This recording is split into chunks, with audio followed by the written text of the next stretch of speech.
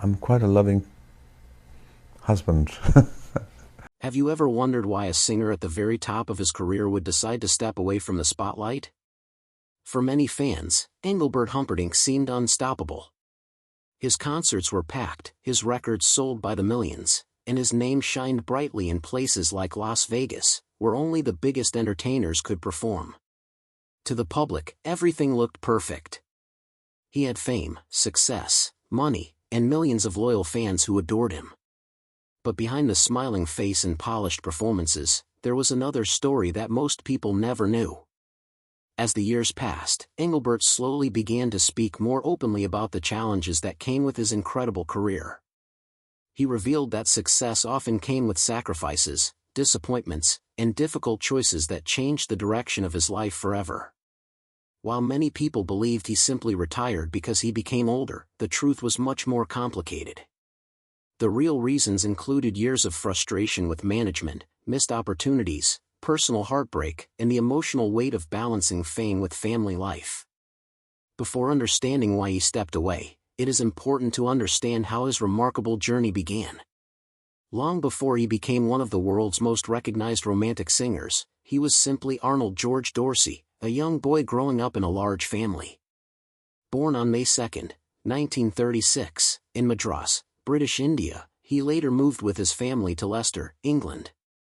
Life was far from glamorous. Growing up in a house filled with brothers and sisters taught him discipline, patience, and determination. Music was always around him, but becoming a famous singer was not his first dream. He actually wanted to play the saxophone and imagine himself leading a big band instead of standing in front of an audience. Singing was simply something he enjoyed doing for fun. Everything changed one evening when he decided to perform at a local club. The audience responded with loud applause, and for the first time, he realized that his voice could take him somewhere special. That single performance completely changed his future and started a journey that would eventually make him an international superstar. The road to success was anything but easy. After serving in the British Army during the 1950s, Arnold became even more determined to build a career in music. He started performing under the name Jerry Dorsey and signed his first recording contract. Like many young singers, he believed success would come quickly once he had a record deal. Instead, his early songs failed to attract much attention, and his career struggled to gain momentum. He spent years performing in small venues, hoping someone important would notice his talent.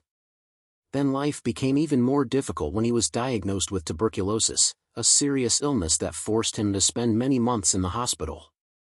For most people, such a setback would have ended their dreams forever. But Arnold refused to give up. After recovering, he returned to music with even greater determination. The biggest turning point came when he met manager Gordon Mills, the same man who helped turn Tom Jones into an international star. Mills believed Arnold had tremendous talent, but he also believed the young singer needed a completely new image. That meant changing everything, including his name. Inspired by the famous 19th-century German composer Engelbert Humperdinck, Mills suggested one of the most unusual stage names in music history. At first, Arnold disliked the idea because the name sounded strange and difficult to pronounce. However, Mills understood something very important about the entertainment business. A name that people never forget can become a powerful advantage. He was right. Almost overnight, people started talking about the mysterious new singer with the unforgettable name. Soon after, Engelbert released Release Me, a song that completely transformed his career. It became an international sensation, selling millions of copies and making him one of the biggest recording artists of the late 1960s. Almost instantly, the years of struggle disappeared behind a wave of worldwide fame, opening doors that he had only dreamed about during his difficult early years. As the years moved into the 1980s, many artists from Engelbert Humperdinck's generation began slowing down, but he had no interest in stepping away from music. Even after more than 2 decades of success, he continued performing an incredible number of shows every year. Sometimes he appeared on stage more than 200 times, traveling from one country to another with very little rest.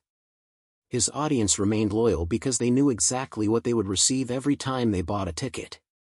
Engelbert never relied on flashy effects or complicated stage productions. Instead, he trusted the power of his voice and his ability to connect with people through emotion. While musical trends continued changing, from disco to pop and eventually rock-inspired sounds, he stayed true to the romantic style that had made him famous. Some critics believed he refused to change with the times, but his fans saw something completely different. They admired the fact that he never abandoned the music they loved. Behind the scenes, however, balancing such a demanding career was becoming more difficult.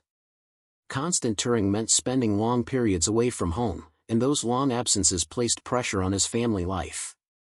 His wife, Patricia, had supported him since the very beginning, long before the sold-out concerts and international fame.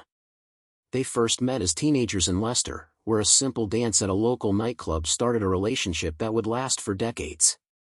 Together they built a family and raised 4 children while trying to live as normally as possible despite Engelbert's extraordinary career. The early years of their marriage had been filled with financial struggles. Before success arrived, they lived in a small home with very little furniture and often worried about paying everyday expenses. Those difficult experiences never left Engelbert's memory.